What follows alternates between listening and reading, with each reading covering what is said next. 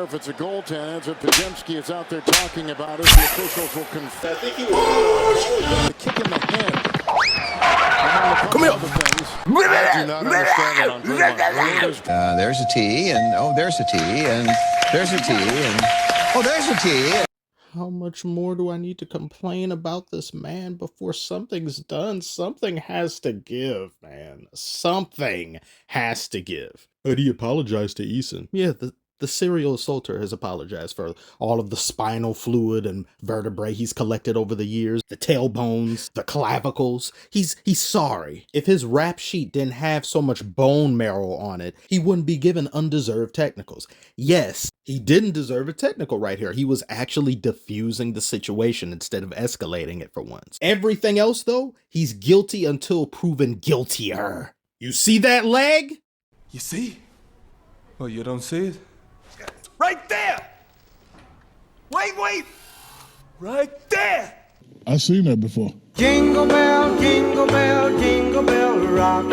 And did you notice just how long he disrupted the game? He quite literally delayed the game, which is funny because they gave the Warriors a delay of game, but not for this though. Not for the Darth Mule of the Sith hee-hawing and braying right in the middle of the court. There were so many instances he should have been ejected just on him getting up in the ref's face, delaying the game, causing a commotion, but it doesn't happen with him. You want to know why? Because technicals make him stronger. That's his Super Saiyan form, because once he gets a technical, he's invulnerable. Refs wouldn't want to be put on blast for picking on him. So he gains temporary invincibility. Now arrives the point I have to do something I truly despise. The defense he played on Shingun with a few seconds left in the game, it was sensational. It was defensive player of the year-esque. He went directly at him. He wanted all the smoke. As Reggie Miller said, he didn't shy away from that matchup. That right there, along with Jimmy's free throws, sealed the game. Me complimenting the ops in this economy in this day and age. Yeah, go ahead, talk your shit. It's deserved, it's understandable. Bravo, well done. Now please put on a straitjacket and admit yourself to a barn. Brooks makes illegal contact and is unsuccessful with foul stand. The non-call in that Knicks Pistons game that should have been called a foul. Frayer was all over this one, making sure that contact was called. Walk out the door, you see someone that you know and they ask you how you are, and you just have to say that you're fine when you're not really fine, but you just can't get into it because they would never understand. You know what summarizes this series and especially this game perfectly?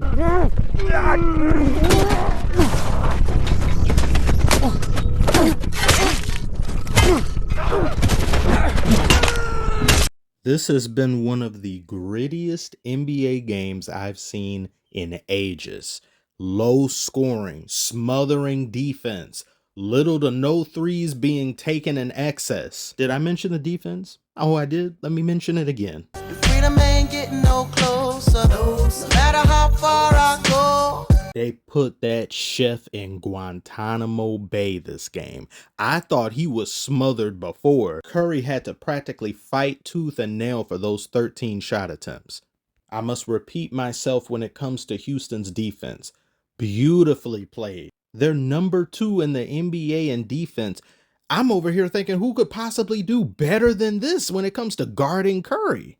I had to practically put myself on a respirator to watch this game because of how smothering the defense was, how every possession was a fight, and it turned into a chess match after that nonsense that happened in just like the first half of the game. Warriors employed Hack-a-Shaq or Hack-a-Adams to get him off the court because he didn't want to shoot those free throws, of course. So it's like, let's just keep going at him. We can just get him out of here for just a possession or two, okay? Like, we could do that. And that made the world of difference. Steven Adams, 4 blocks this game. This was the best one. What do you think you're doing up there?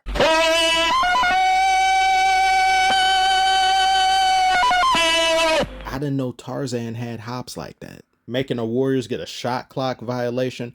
Every time they even thought about scoring, it turned into a double shift at night, a graveyard shift, just to get in there to get a simple basket. Not even a 3. We've stopped even thinking about 3s. Those don't exist. They just weren't even up for discussion with this Rockets defense. Unless your name is Podz. He was a lifesaver for the Warriors. He's another MVP. There's like 3 MVPs of this game. One of them is unfortunately the man that I talked extensively about in the beginning of this video. I really just need to get back to not saying his name. I feel like my diaphragm has been corrupted just from uttering it too many times. But Podziemski, if he doesn't make these shots when he does them, if he doesn't give them much needed offense, Warriors are losing this game. And if the Rockets hit their free throws, Warriors are losing this game. In actuality, if we're being very honest, this game should have been a comfortable 10 to 12 point victory for the Rockets over the Warriors. But by game's end, you've only converted on 19 of your 31 free throw attempts. Ime Udoka could only laugh at the situation. That's how sorry it was. Oh, how the tide have turned a little bit here. I assume that Golden State was favored at -3.5, and now the Rockets are. Who cares? It's time to stop!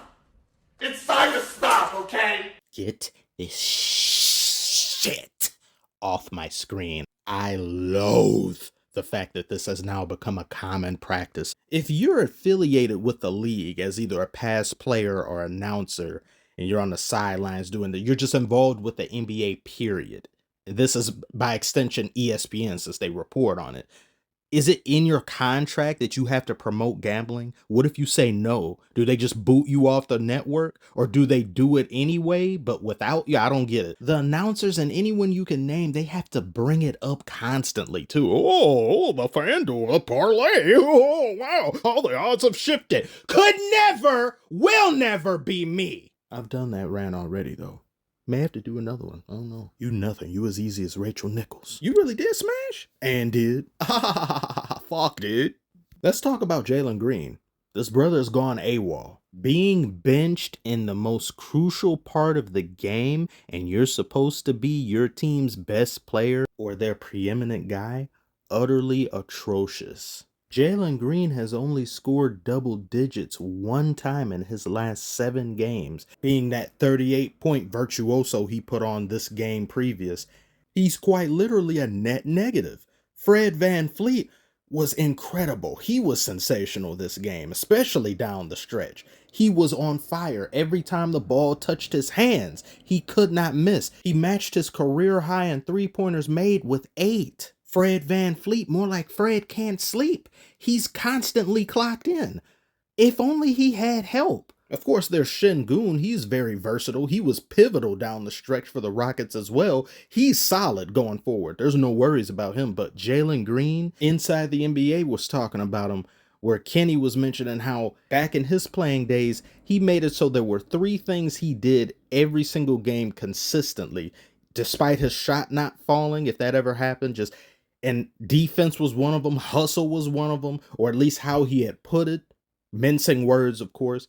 And Jalen Green can't be bothered to do any of those things except score. And when he can't score, or that ability has been taken away from him due to playoff defense and the way the playoffs are structured, being a completely different animal than the regular season, he's just a body out there. He's still young. He's still got a lot of growing to do. He can improve his game. If I was a GM or coach, well, preferably a GM, because if I was a coach, I'd be fired. I fed my players too many strawberries and they got a stomach ache. Oh no, my job is in jeopardy. But aside from that, I would not allow a player to stay on my roster who outright refuses to do some of these things. It's not like Jalen Green just got into the league. He's now at the stage where you should expect rules, repetition, discipline to have set in, and it clearly hasn't. Mind you, this is the guy that was drafted second after Cade, and he had a chip on his shoulder because he felt he should have been drafted first over Cade, and that he was the best player of that draft. But Cade has shown himself to be a leader. As I said in that previous Knicks game against the Pistons, even when he wasn't scoring the ball properly, he was leading his team. He was rallying the troops. He was telling Ron Holland, get out of here with all that fighting and stuff. We can't do that now. Those are intangibles that are invaluable. It's something you seek out if you're a scout that would do wonders for your organization. And again, not every player has those intangibles, but effort on the defensive end and hustle and things that don't show up on the stat sheet should be a given. I don't care about those other things if you don't have that. Those things are integral to every single player in the NBA. Even the last dude on the bench should have that. And if you don't, there is something seriously lacking in you as a player. And maybe you do need to be traded. Those trade rumors I had heard about Jalen Green, because I didn't watch enough Rockets games, but I saw highlights here and there. And whenever I did watch a Rockets game, he was doing pretty damn good. So I'm like, well, what's going on with that? But now I clearly see. If I was a player of his caliber and I'm benched in those final minutes, I would feel insulted. I would be disgusted with myself primarily. I would put in so much work to make it so that doesn't happen again. But that is yet another example of how players today are spoiled. They're given so much in the way of fluff. They're coddled far too much, and their priorities are in the wrong place. You could not do what Jalen Green is doing, some of the stuff that Luka's been doing, especially what Ben Simmons was doing in the 80s and 90s. Just fully neglect an aspect of the game and refuse to do it. Not saying there weren't instances and cases like that, but they were very few and far between. Nowadays, it's a contagion and far too prevalent. I do hope he irons those things out because it definitely cost his team. And now that they're down 3-1, I expect them to fight like hell when they get back in Houston. But some of these teams, when they get down 3-1, they begin to crumble, or they just begin to lose sight of what's the point of even hitting the court. We're going to have to beat them 3 more times. They're thinking of it in the long term instead of just game by game. But we'll just have to find out. Speaking of finding things out, could you do me a solid right this moment and find out about this gentleman's music? This man in question is one of my best friends in the world, and he's helped me through the darkest time of my life. And if you could give his channel a gander, check out his music, I would very much appreciate it. He's a great MC and a talented artist, a passionate one at that. I only wish I could do as much for him as he's done for me, but this is the next best thing I can think of. Tell me what you thought of this lovely trench fight of a series, how it's gone so far, and do you think the Warriors will close them out? And how do you think the playoffs have gone thus far in general? Comment below, let me know. Like and subscribe if you are new. Thank you all so very much for watching as always, and I will see you later.